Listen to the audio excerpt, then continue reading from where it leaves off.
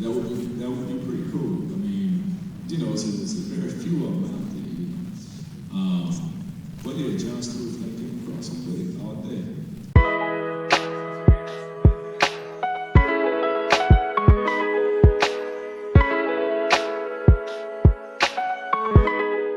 Hello friends, and welcome back to another episode of Beautifully Nerdy. Now today I actually am going to talk about an opportunity that I had a couple of weeks ago where I was able to see an advanced screening of the new show that's coming out on Amazon Prime called Cross. Now it follows the Along Came a Spider series by James Patterson of books that stars Alex Cross, where he's like a detective solving all these different mysteries and murders and all that good stuff. Now I actually am a fan of James Patterson's books. I haven't read them pretty much since high school, and Along Came a Spider wasn't necessarily one of the series that I was into. I honestly don't remember which series I read, but I do know that I enjoyed James Patterson's books as a whole. I love a good mystery. I love anything that lets us like connect with the characters and really get to understand their reasoning and their motivation, why they're doing things,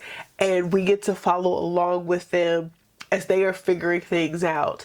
Now, when I first heard about this show, I was already interested because I have a little bit of bias because I love Aldous Hodge. I've been following Aldous since Leverage, like most people, but there was a time where I went back and I watched old episodes of Girlfriends. Like I watched like the whole series, and I realized that he was actually in Girlfriends and he was supposed to star in the spinoff, which is The Game. And he actually is in like the original pilot of The Game. But if you notice, he's not in it anymore.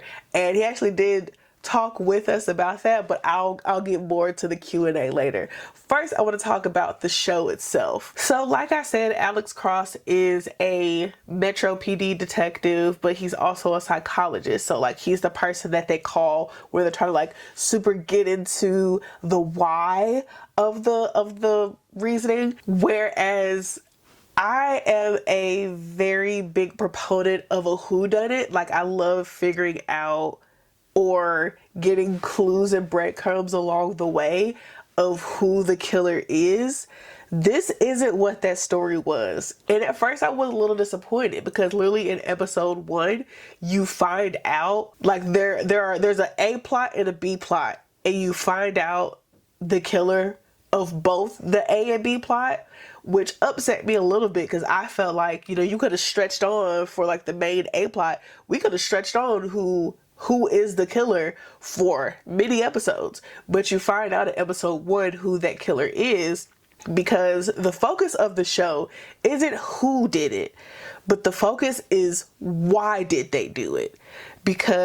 Or we discover that the person who is doing the A plot murders is finding people and making them mirror someone who was previously convicted. So they're just like grabbing innocent people, but then making them look like someone who did these like heinous crimes at some point. Alex Cross's job and our job as the audience is to figure out, 1, why this person is doing this, but 2, why are they picking the people that they are selecting to mirror these previously convicted people. So at the very beginning of the show, like, it's literally like the first like 3 minutes of the episode, Cross's wife gets shot. Like they're literally just out enjoying brunch, whatever, with their friend. We hear a gunshot. He runs over. Wife is bleeding out. And like everyone watching the movie, I was like, whoa, like, wait a minute, the show just started. So we can see that this is not necessarily his villain origin story, but definitely the catalyst that kind of brings the rest of the story together.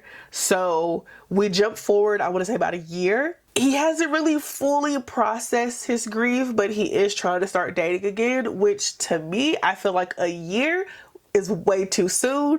But everybody has their own process. How am I to tell you how to grieve?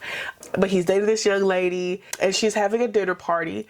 And someone at the dinner party is essentially, a cab. Cross is like not gonna stand for it. Like he pinned the old boy up against the wall because he's just like, what I'm not gonna stand for is this. Like, obviously there's way more underlying with that anger that Cross has, but until he's ready to address it, it's not gonna get addressed and resolved. So with the main story of this episode, we have the first person who gets snatched and is murdered, and everyone who is, very close to the person is saying that like everyone in the community loved him. No one had any reason to hate him. He was essentially trying to fight for freedoms and rights for the people within the neighborhood, which kind of goes into one of my critiques about the show, is that at some points it can be a little preachy.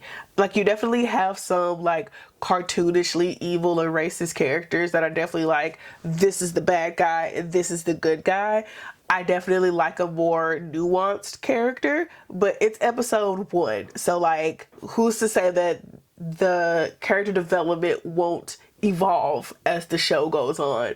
But the show can get a little preachy at points, and it was just like, those parts of the show definitely were not for me. They're for the people who would not have heard those messages anywhere else. Like, you've been avoiding it in any other type of media, so here's where you're finally going to get that message. The show itself is more so about Alex Cross grappling with his trauma around losing his wife. His mother is helping him to raise their 2 kids, and also still trying to, 1, find out who killed his wife, but then 2, also to still do his job. At some point, he realizes that some of the murders that he's investigating now have something to do with the murder of his wife. Now, as the audience, we don't fully know that yet, because again, it's just episode 1. We're figuring out the why they did it, not the who done it, because we know who done it. We figure out who the killer is in episode 1. Now we're trying to understand the psychology. Why are you doing this? I think it's going to be an interesting show. I think it's going to be an interesting journey. I'm fully here for Aldous Hodge. Like going to the screening, which was 2 hours away. Like I literally dropped everything. Like I rescheduled an eye doctor appointment to go to it, and I'm really glad I did, because sometimes you just got to do stuff for the plot, and that's really what that was. Like I was just like, I want to go. That's what I'm gonna do, and I did it. And I was able to, I was able to ask him a question. I asked him what was his dream superhero role if he was not already Hawkman. But yeah, no, if that came to pass, then that would be pretty cool. I mean, it's a very few of them out there. But yeah, John Stewart, that came across some way all day. I'm assuming, you asked me this question earlier, are you DC or Marvel? And look, this way. You see back there? You see how I got my Green Lantern up there? Yeah. I got to like give him a hug and take a picture, and it was just really a whole lot of fun. I definitely recommend, if you have a chance to be a part of any type of screenings or just different opportunities like that, like you never know who you're going to be, even if it's not necessarily even like meeting the celebrity, like just being in the room and just meeting other people. Like I got to meet an influencer who lives in Atlanta who I didn't even realize who she was until later when she was posting her content, and I was like, wait a minute, you were the girl I was talking to. Like just doing different things like that and getting out of that comfort zone, because I could have just been like, oh well, I have to do this thing and I don't really have this. And it was just like, no, like this is a once in a lifetime opportunity. Like who's to say I will ever be in the same air as Aldous Hodge ever again? Like I definitely recommend, like if you could do it for the plot, absolutely do it for the plot.